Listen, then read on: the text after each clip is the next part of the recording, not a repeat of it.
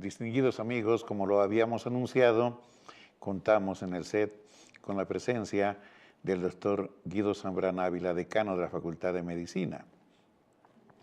Este programa, como les decía, no puede proseguir si antes no escuchamos las palabras de circunstancia del señor decano, quien fue el principal artífice de lograr este espacio para hablar de salud. Señor decano, tenga usted muy buenos días. Gracias por estar presente en el set y como lo había señalado, es muy importante escuchar sus palabras respecto de esta motivación.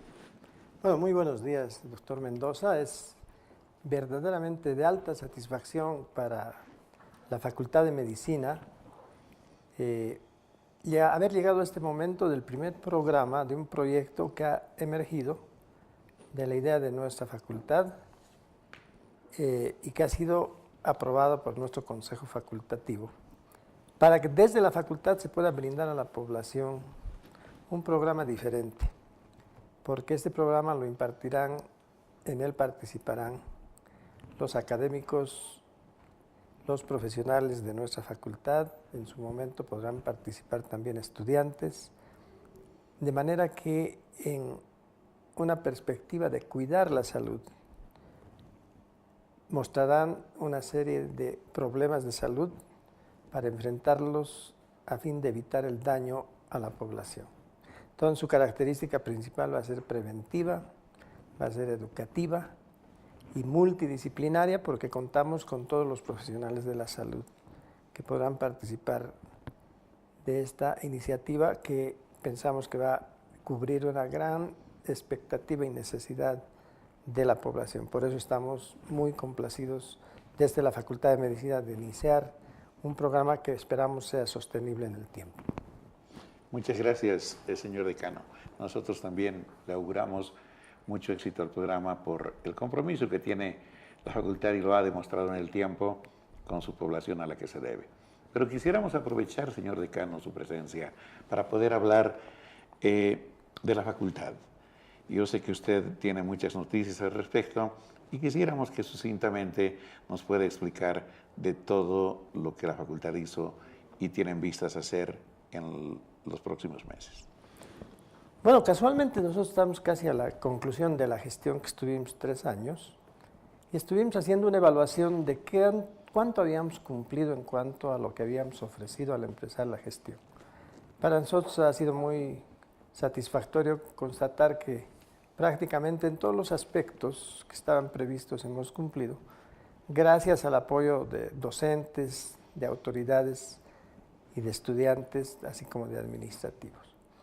Probablemente los proyectos más grandes que hemos llevado a curso ha sido el proyecto del hospital universitario, un proyecto difícil por la magnitud y las dimensiones de lo que significa contar con un hospital universitario. Esto ya lo habíamos soñado en el 2003, el 2006 ya teníamos un plan. Después hubieron situaciones de administración que nos llevaron a replantear nuestro plan y en esto coincidió la posibilidad de que el gobierno financie finalmente la construcción del hospital universitario en Cotacota con un presupuesto de $73 millones. Precisamente hoy sabemos que ya se ha completado el requerimiento que se hizo a la universidad para hacer los trabajos previos que suponen ver la calidad del terreno, las condiciones del terreno, para ya de inmediato contratar a la empresa, lo va a hacer el ministerio, la empresa que va a construir este hospital llave en mano. Esperamos que en las próximas semanas ya se produzca esto y empiece a hacerse realidad ese megaproyecto. El otro fue el de terminar también un edificio que teníamos retrasado hace muchos años, que se empezó hace más de 10 años, el de tecnología médica, que tiene además un centro de convenciones con un teatro para 400 butacas y otras 2 áreas más, un espacio que es para trabajos que puedan permitir realizar actividades científicas en un centro de convenciones. Y así como ese hay otros proyectos varios. Se está empezando a trabajar también la cancha, el polifuncional, ya están con los trabajos realizándose. Lo de tecnología médica y el centro de convención se acabará en los próximos meses. Tenemos también algo interesante que está relacionado con prestación a la salud, a los servicios a la salud de la población, que es la construcción de un consultorio, más la adecuación de un móvil que va a servir para hacer un proyecto muy interesante de atención a la mujer en cuanto específicamente Papa Nicolau. Entonces tendremos un consultorio. Y bueno, en infraestructura hemos hecho varias de estas cosas, hemos equipado algunos ambientes, remodelado algunos otros, ya se tienen baños, era una deficiencia también. Y por ahí anda lo que hemos estado haciendo, sobre todo en infraestructura, que era lo más necesario e inmediato. Gracias, señor decano. Sin embargo, permítame abusar de su tiempo. Desearía saber cuál es la política de la facultad respecto de la acreditación. Nosotros conocemos que se está trabajando fuertemente en la acreditación de varias carreras, pero fundamentalmente la Facultad de Medicina ante el Mercosur. No, qué buena pregunta, porque nosotros habíamos participado de las acreditaciones anteriores, tanto nacional como a nivel del Mercosur, y debíamos habernos reacreditado hace ya algunos años. No tuvimos el suficiente trabajo para haberlo hecho.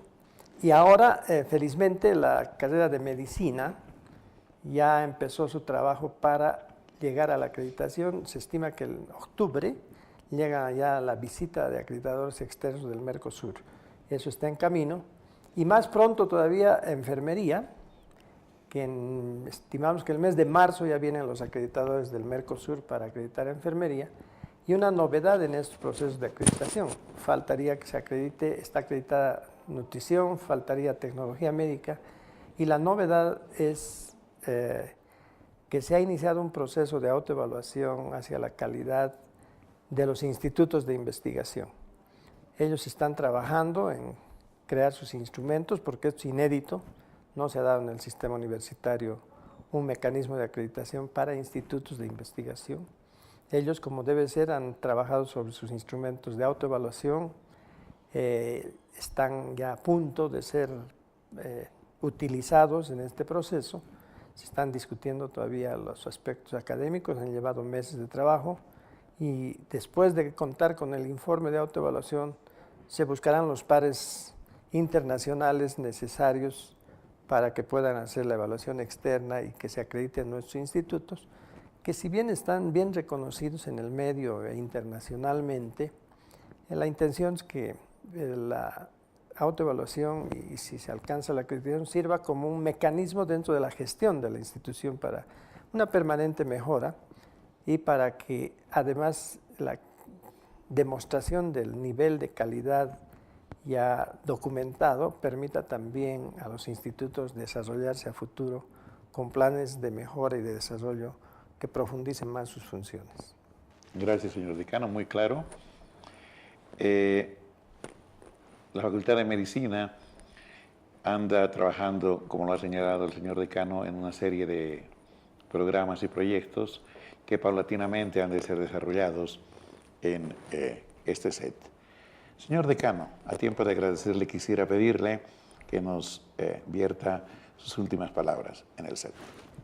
Primero, reiterarles la satisfacción de contar ya con un programa para nuestra comunidad facultativa de docentes, estudiantes, administrativos, un programa a través del que podremos llegar a la población, que es nuestro objeto de atención, y lo haremos con la participación de nuestros mejores profesionales, de nuestros mejores académicos y en los aspectos que más atingen a la población. Estamos seguros de que este programa va a marcar historia y presencia en la comunidad, y por eso estamos desde la facultad muy satisfechos y ya les aseguramos que será un programa sostenido. Muchas gracias, señor decano. Muchas gracias por su presencia y que le vaya muy bien. Gracias y vamos a hacer un corte, éxito para el programa.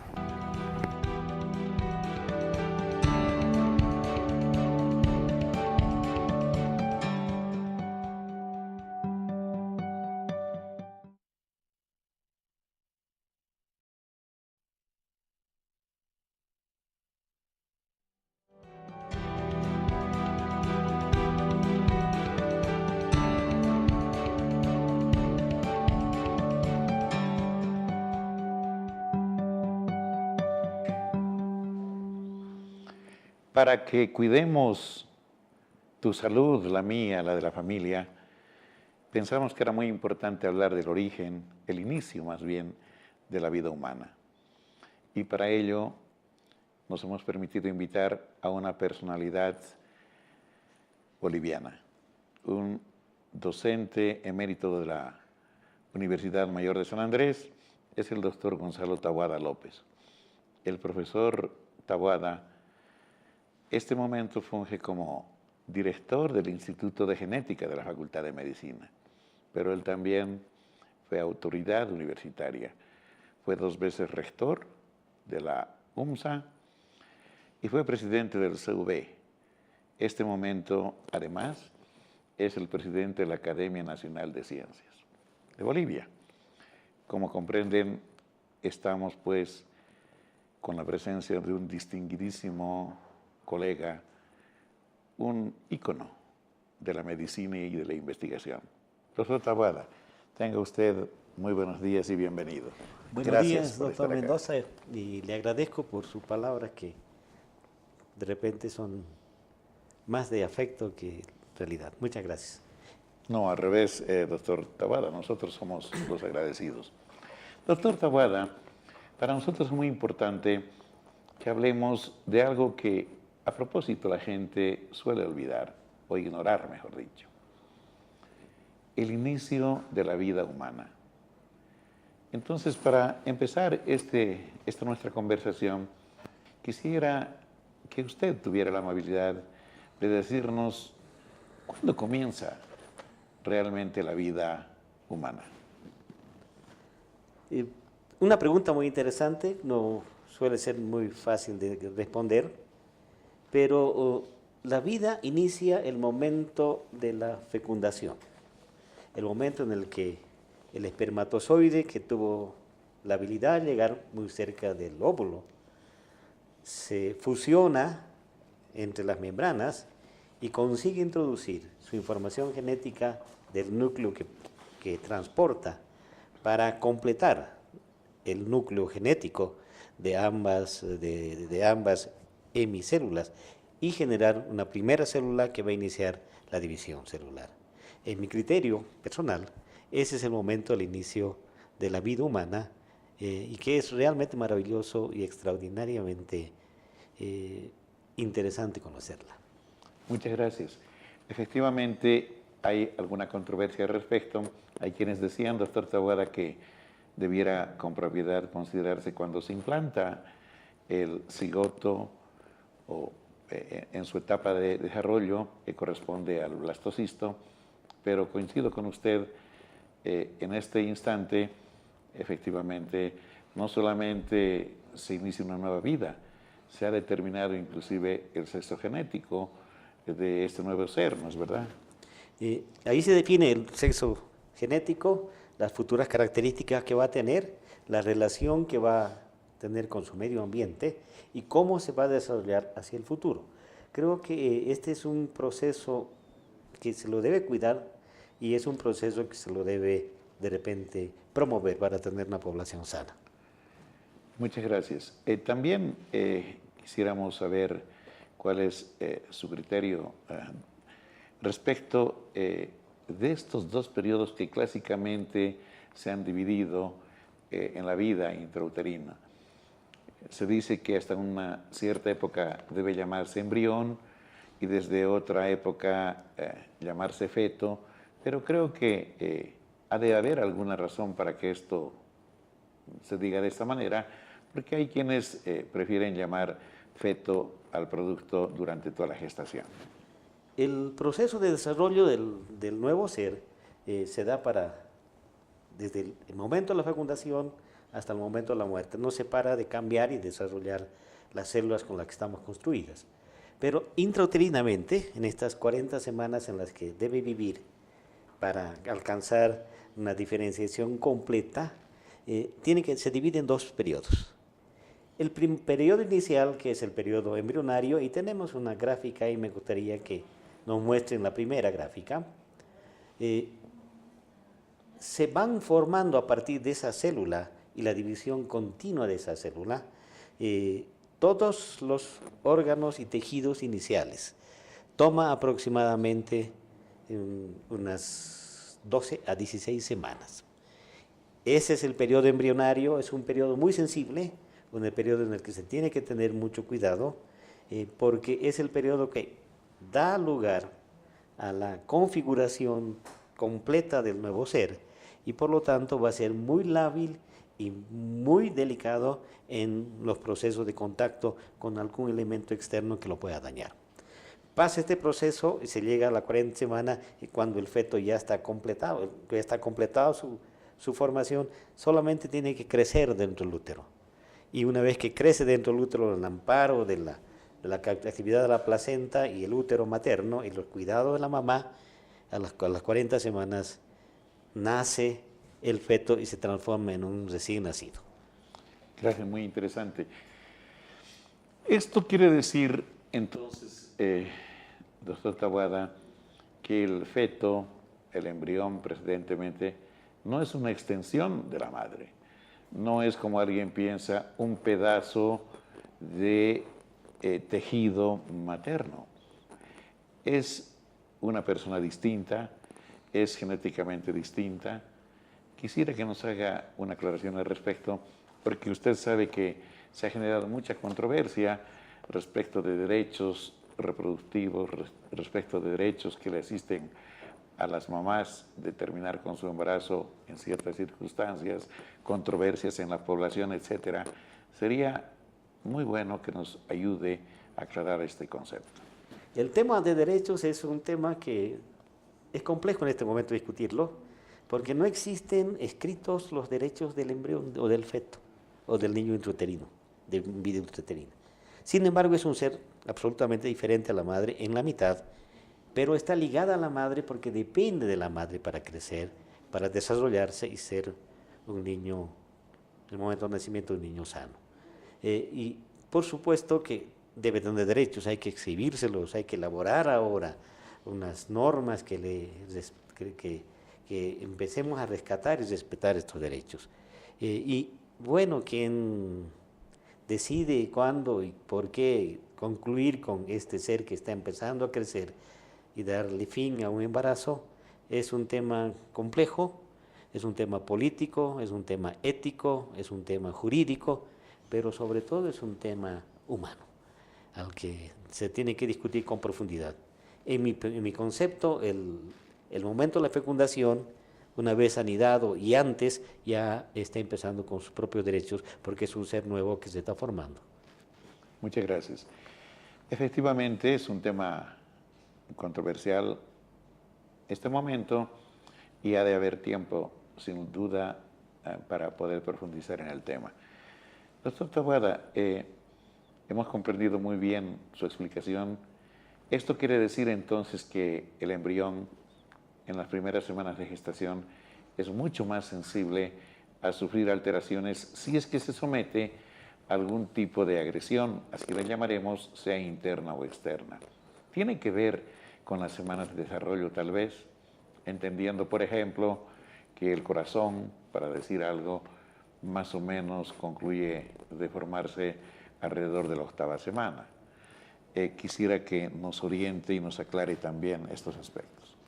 El embrión es una estructura que está en formación y que es muy lábil a las agresiones externas, de químicos, de elementos vivos como los virus, del propio estrés de la mamá. El embarazo siempre se tiene que, en mi criterio, mantenerlo en un estatus psicológico absolutamente claro. Ahí había una gráfica, no hemos podido poner la gráfica, de repente es la última gráfica, ahí nos va a mostrar en qué tiempo los diferentes órganos son lábiles a estas agresiones externas. El elemento, por supuesto, más lábil es el sistema nervioso central. Y el cerebro, que es lábil hasta el momento del nacimiento. Y, por supuesto, posteriormente al nacimiento, también tiene mucha labilidad. Porque el cerebro es un tejido no plástico, muy poco plástico, es decir, no se divide. Y los otros, en la medida que se van conformando, se hacen un poco más resistentes. Por ejemplo, los miembros y los huesos, una vez que se forman, terminan formándose y pueden tener algún problema del desarrollo, pero ya no de malformación. El corazón también, hasta el momento del nacimiento, puede tener algunos problemas. La persistencia de un ductus, una hipertensión pulmonar muy intensa, que aparentemente tiene relación también con los niveles de altitud y de oxígeno. Y cada tejido, cada órgano tiene su labilidad y tiene su relación con el tóxico que se ingiere de afuera.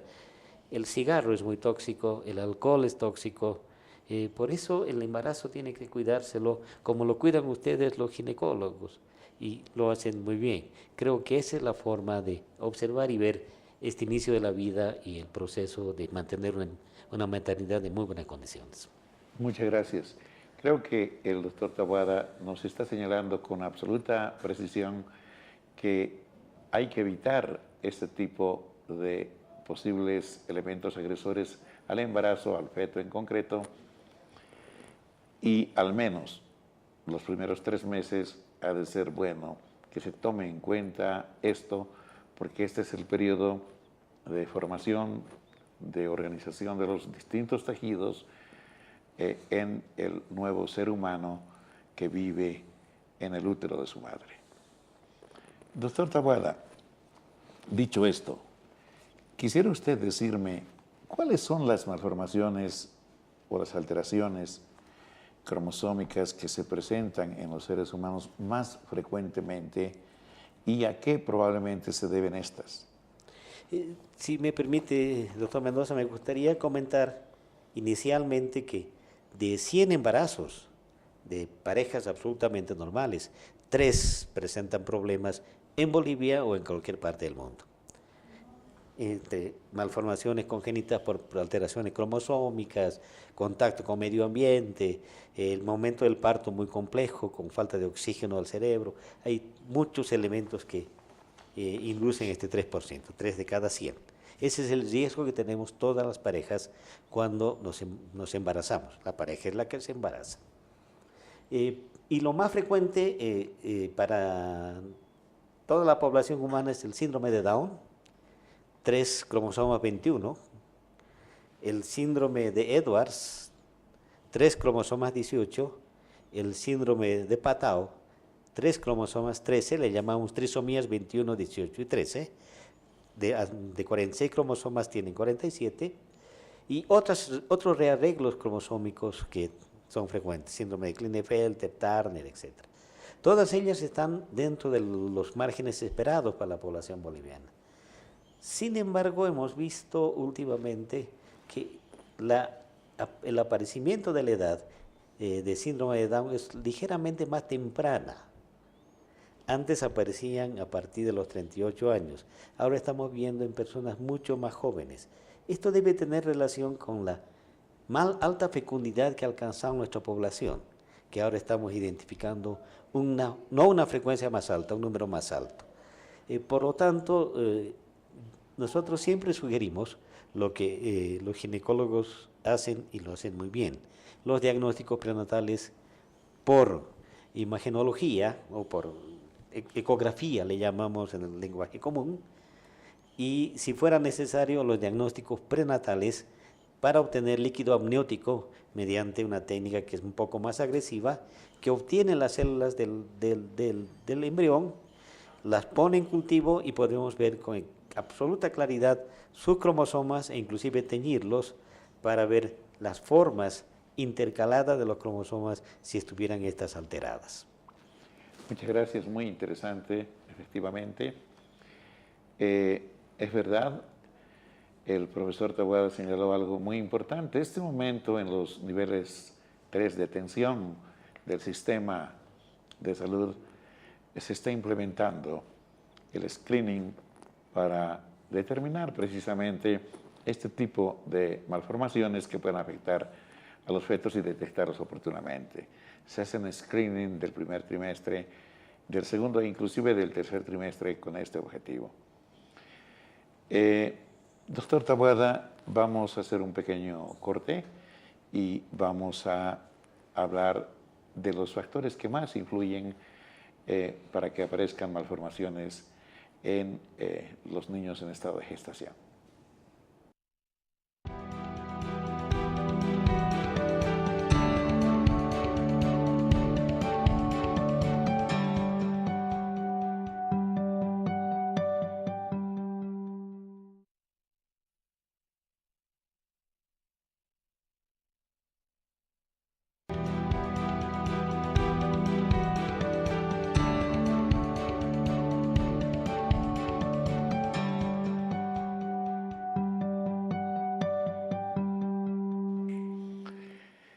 Seguimos conversando con el doctor Taboada y quisiera preguntarle al doctor Taboada, entonces, doctor Taboada, para que se presenten estas malformaciones congénitas, debemos tener cuidado de factores externos fundamentalmente. ¿Cuáles son estos que podemos eventualmente evitar?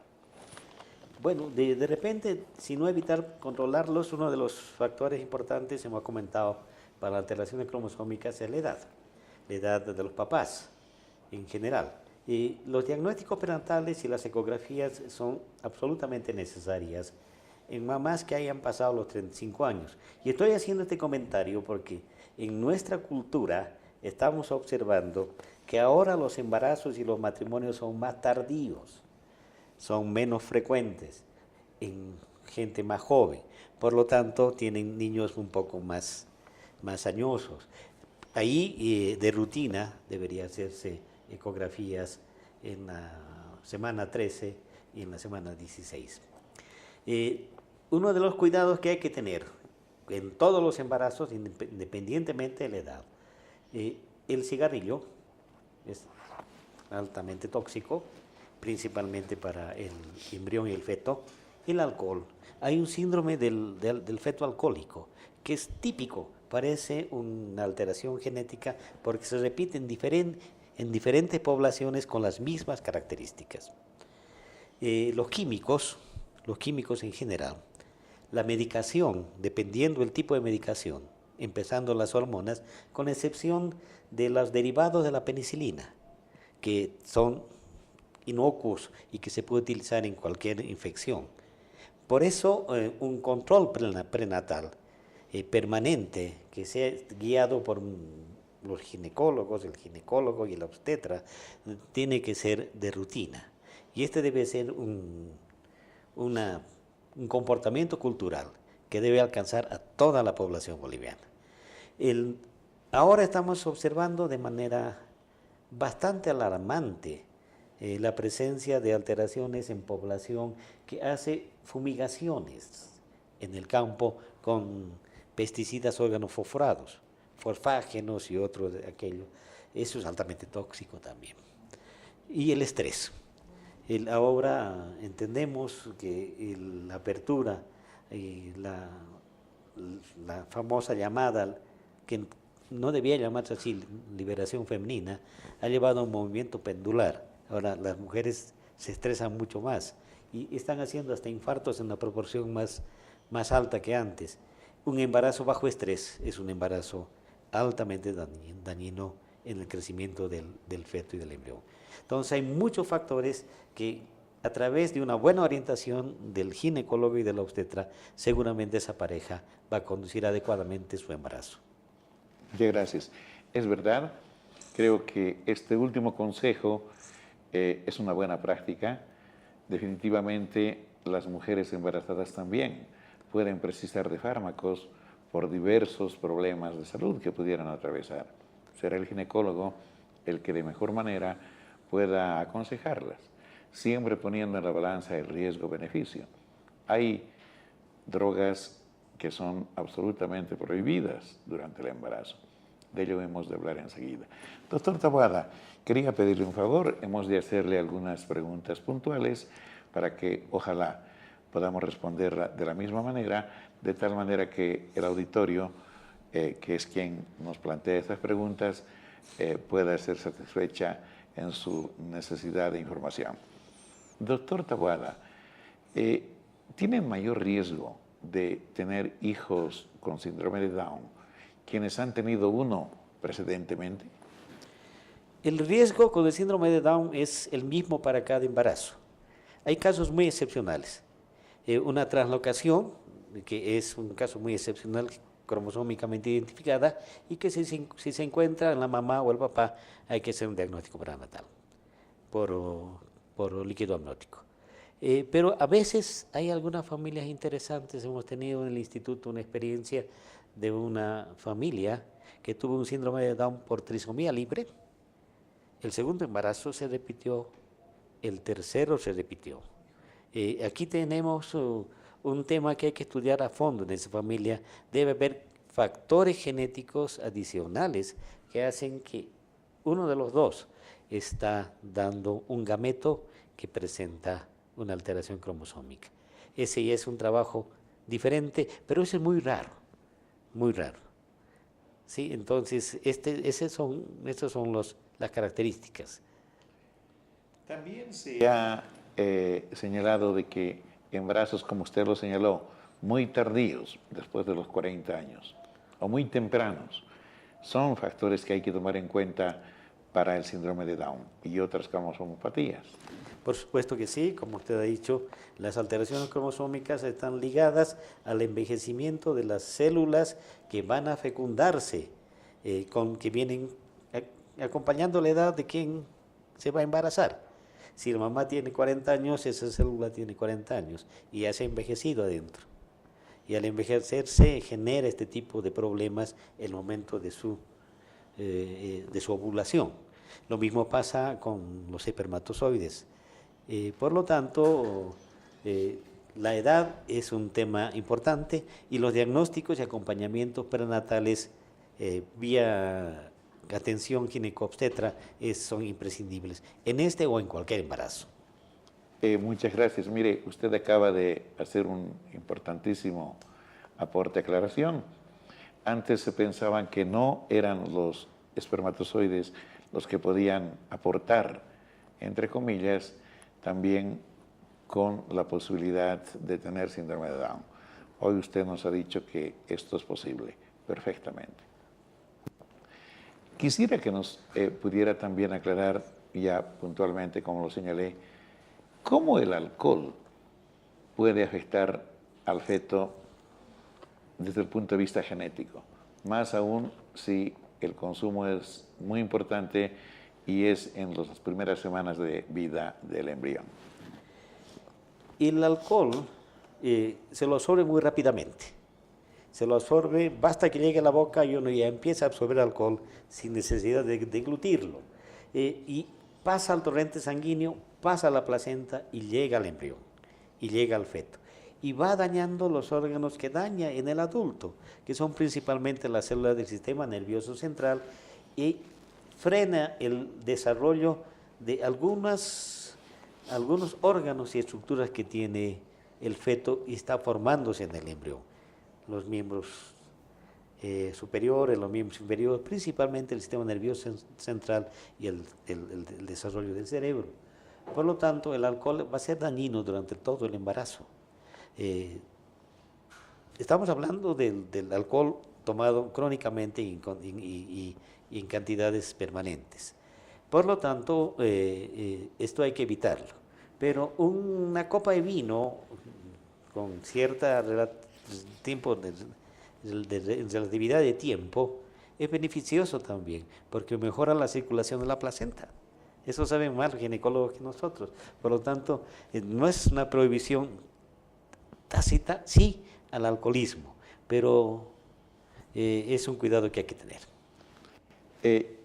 Nos parece que adicionalmente habrá que decir que el consumo moderado, igual que todo, es algo que se puede aceptar, porque el alcohol, de otra manera, también es un buen uteroinhibidor, es decir, evita las contracciones. Sin embargo, el exceso hace que las señoras pudieran sufrir traumas y pudieran desencadenar serios problemas durante el embarazo. Es muy interesante lo que acaba de señalar. Finalmente, en esta área de las preguntas cortas, ¿cuáles son las drogas, por llamarlas a todas así, que están prohibidas definitivamente durante el embarazo? Están prohibidos su consumo, por supuesto, durante el embarazo. Los tratamientos con hormonas antiinflamatorias, corticoides básicamente, la mayoría de los antiinflamatorios, con excepción de repente el acetil salicílico, que es relativamente tolerable, pero cada una de las drogas tiene su propia prescripción y todas ellas, si no son muchas para mencionarlas, se la tiene que consultar como corresponde a quien le está haciendo la atención correspondiente hasta el parto. Con los antibióticos derivados de la penicilina, de repente son los más inocuos, pero los demás es mejor consultarlo.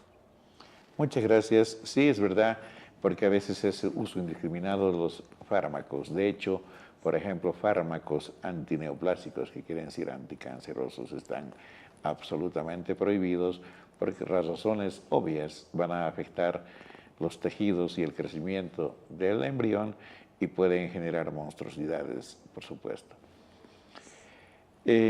Doctor Taboada, ¿usted podría dar algunos consejos a la población para prevenir justamente y lamentar este tipo de hechos que acabamos de comentar?